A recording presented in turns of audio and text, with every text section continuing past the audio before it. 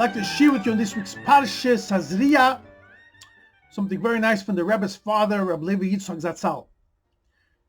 The opening pasuk on this week's Parsha is Isha ki Tazriya v'yolda zocher, a woman that will conceive and shall give birth to a male zocher, a baby.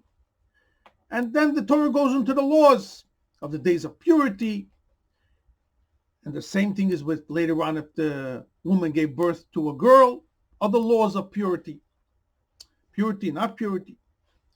Now, all the Gemara asks a question, and all the Mefarshim and Torah try to find many answers to this question. Why does the Torah have to say the word ki tazriya, a woman that will conceive and give birth? Of course, if she gave birth, then she conceived.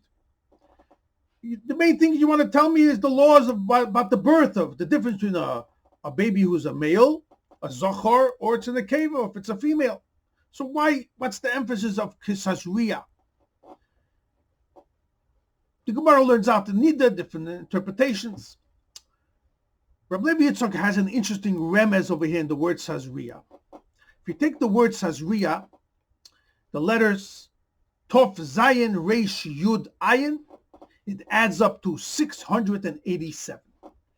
The number 687 teaches us the first Mishnah in Kiddushin, that every person has a mitzvah to procreate, you should multiply and be fruitful, but there's a Yiddish way how to go about it.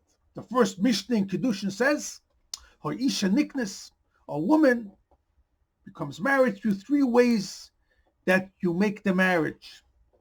You make the bond, the betrothal. One is kesef, through money. You give the woman money, she agrees to get married, they're engaged. Or through shtar, if you write a document. Or through marital relationships. Three ways, and the Gemara learns out from sources, psukim, where you know each one. Actually, the Bia, it says openly, Ubala, but it says Kiyika Chishisha. We learn out from Avram Avinu, Kicha is the Ephraim, it's a Shava. We learn out money and also shtar. The Gemara learns out the source.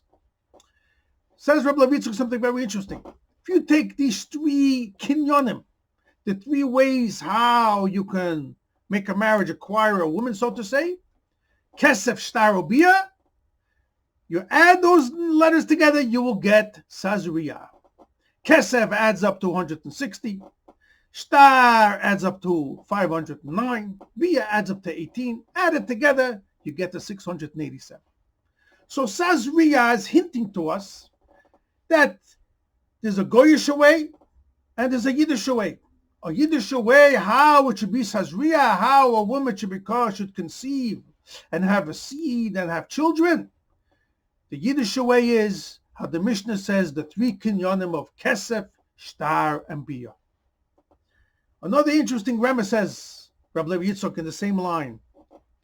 When you have a marriage, you have to have what's called Sholem Bayis, true peace between the husband and the wife.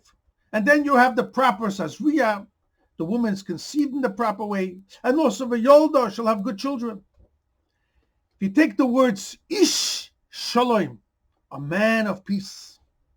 Ish, Aleph Yud Shin adds up to 311. Shalom adds up to 376. Add 311 and 376, you will also get to 687.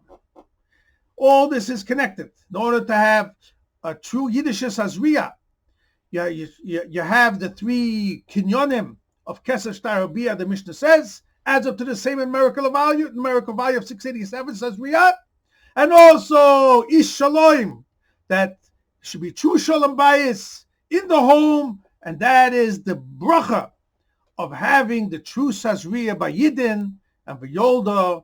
They will have wonderful children. Good Shabbos.